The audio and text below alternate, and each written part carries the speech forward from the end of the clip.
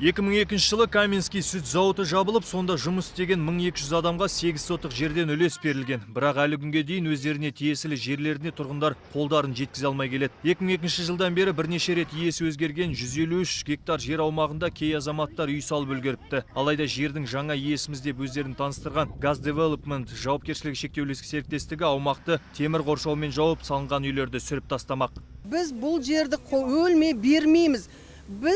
Бізді айтыпты, халық көтерілсе атыңдар деп тұрып айтыпты. Атса атсын, мейлі, осы 8 сотка жер үшін өлсек өліп-ақ кетейік.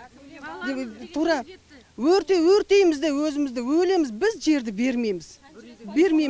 Ал Төлеу апа зауыттардагері кеңес уақытынан бері мына аядай үйде өмір сүріп келеді. Құлауға жақын тұрған үйдің ішінде 3 отбасы тұрып жатқанын айтып, жалғыз үмітіміз жер теліміне зар болып қалуымыз мүмкін дейді. Мына жерді басқа біреу сатып алған.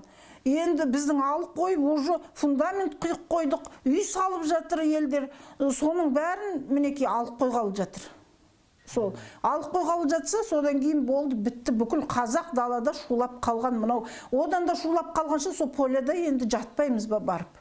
Наразы топ жиылған жерде Газ Девелопмент жауапкершілігі шектеулі серіктестігінің өкілдері бой көрсетпеді. Ал аталмыш компанияның қарулы күзеті аумаққа кіріп кеткен балаларға дөрекілік көрсетіп, ауыл тұрғындарын қарумен қорқытады екен. Ал наразы топ заңды түрде берілген жерімізді заңсыз тартып алғысы келетіндермен күресуді тоқтатпаймыз. Керек болса, Ақорданың алдына да барамыз дейді.